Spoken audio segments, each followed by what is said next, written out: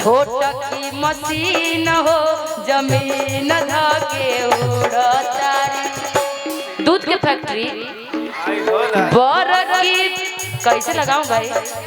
दूध के फैक्ट्री बरकी, दूध के फैक्ट्री बरकी, दूध के फैक्ट्री बरकी, दूध के फैक्ट्री बरकी। छोटा की मशीन हो जमीन धके उड़तारी। विश्वामित्र के बहिन हो जमीन धके उड़तारी। समधि के बहिन हो जमीन धके उड़तारी। सूट बूट पहिरला से हीरो न कहई बाए बबुआ। सूट बूट पहिरला से हीरो न कहई बाए बबुआ। किधर बोलना है? दूल्हा तरफ क्यों ना की तरफ? मनीष जी, मनीष जी का गाली ले रहा है। सूट बूट पहिरला से हीरो ना कहई बाए बबुआ। सूट बूट पहिरला से हीरो ना कहई बाए। तू त छिनरे कहई बाए बबुआ। सूट बूट पहिरला से हीरो ना कहई बाए बबुआ।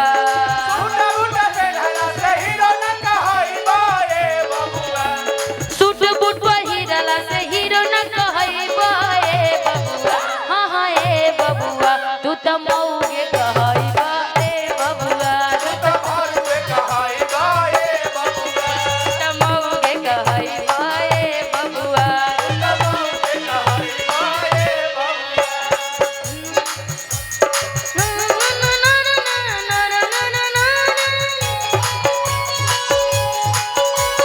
सबका से बेसी बहिन इनकर रेसी। सबका से बेसी बहिन इनकर रेसी।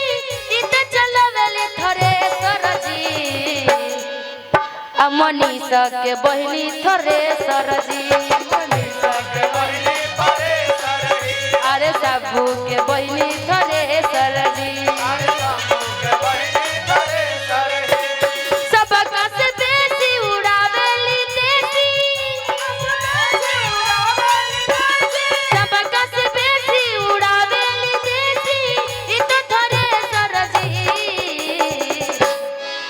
आई गोलू के बहिनी थ्रेसर जी। आज छोटू के बहिनी थ्रेसर जी।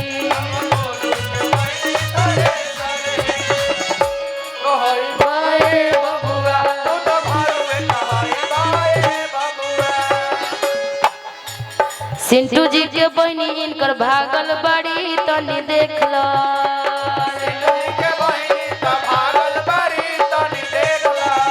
अरे रानी जी तो देख देख भागल बड़ी तनी देख लो।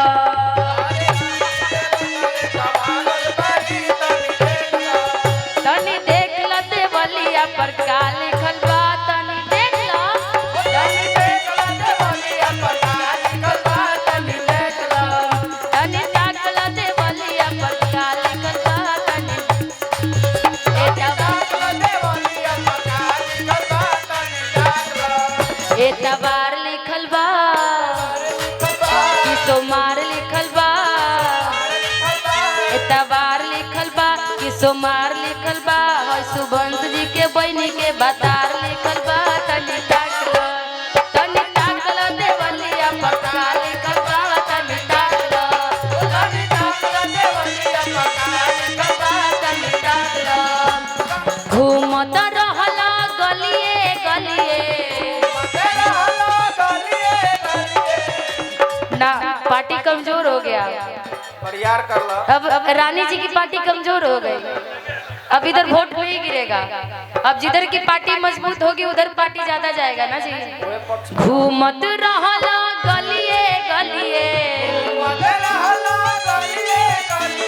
गधा चढ़ के अइला हो। गधा चढ़ के अइला हो। किसका नाम लेना है? किसका नाम? ए हो विश्वामित्र भरुआ। कर भरुआ सरऊ नामवा हसैला हो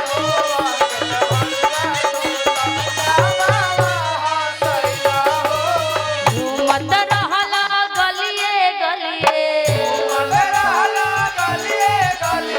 गधा चढ़ के अइला हो अरे इधर वोट ज्यादा गिरेगा, इधर वोट कम गिरेगा। गधा चढ़ के अइला हो एहो हमरे भरुआ सुना एहो हमरे भरुआ सरऊ नामवा हसैला हो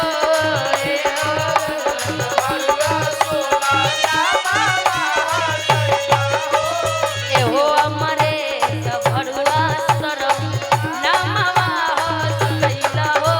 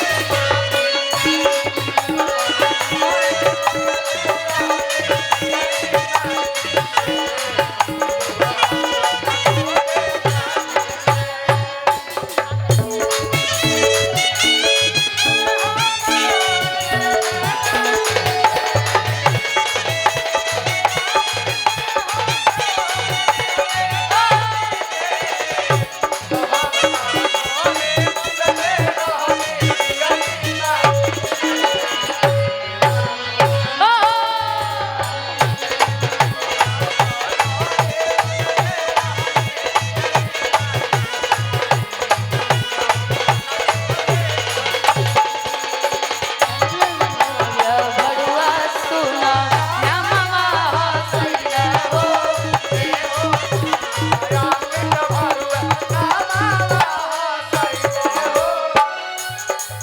लेकिन मम्मी याद आ रहा है हमें वो बलिया वाला सीन ना कितना जबरदस्त वो कार्यक्रम हुआ था। रोक दीजिएगा, कितना जबरदस्त वो कार्यक्रम हुआ